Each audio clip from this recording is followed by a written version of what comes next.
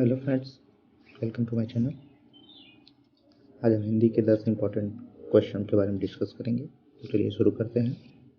इसमें पहला प्रश्न पूछा हुआ है, अष्टछाप के कवि नहीं हैं। 4 ऑप्शन हैं, नाभादास, कृष्णदास, परमानंद दास और नंददास।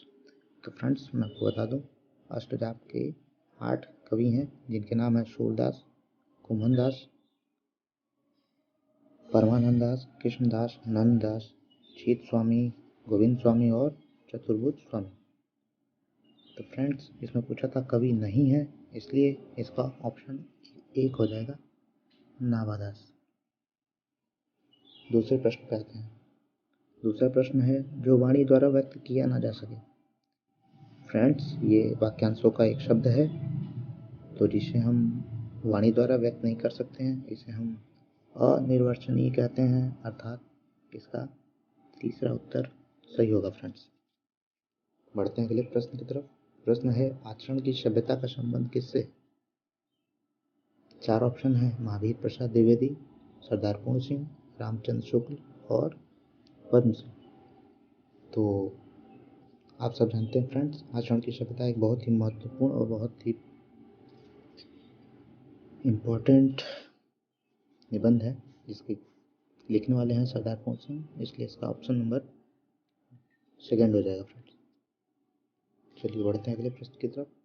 चौथा प्रश्न है, भूषण किस काल के कवि हैं? तो फ्रेंड्स मैं आपको बता दूं, महाकवि भूषण जो हैं वो रीतिकाल के कवि हैं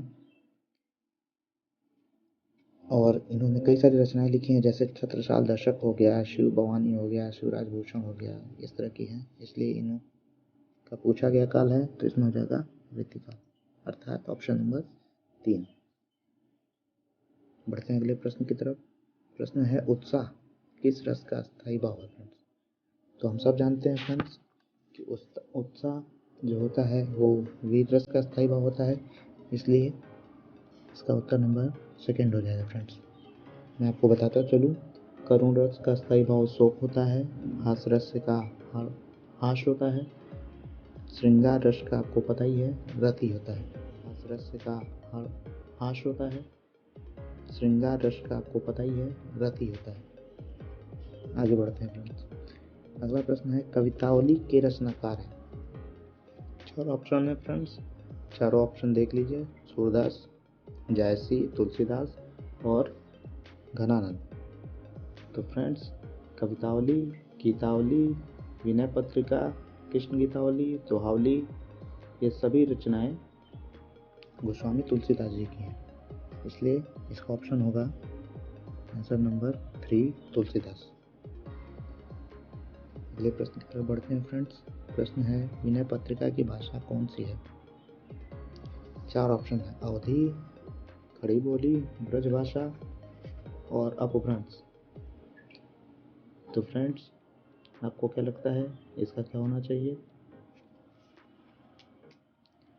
फ्रेंड्स देखिए, विनय पत्रिका जो है, मैंने अभी आपको बताया कि ये तुलसीदास जी द्वारा रचित है, तुलसीदास इसके रचनाकार हैं।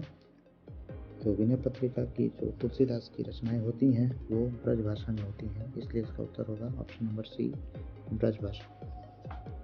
अगला प्रश्न है, ट वर्ग में किस प्रकार के व्यंजन हैं? तो ये तो उच्चारण स्थान से संबंधित प्रश्न है, ये आप जानते ही हैं। और उच्चारण स्थान में ट वर्ग के सभी जो वर्ण आते हैं वो मूर्धन्य व्यंजन होते हैं, इसलिए इसका होगा ऑप्शन नंबर सी, मूर्धन्य। अंधेरी नगरी के लेखक हैं। 4 ऑप्शन है फ्रेंड्स। अंधेरी नगरी के लेखक के लिए प्रताप नारायण मिश्र, हरे कृष्ण प्रेमी, भारतेंदु हरिश्चंद्र और राम कुमार वर्मा। तो फ्रेंड्स ये अंधेरी नगरी जो है वो हमारा भारतेंदु हरिश्चंद्र की बहुत ही प्रसिद्ध नाटक है, इसलिए इसका उत्तर होगा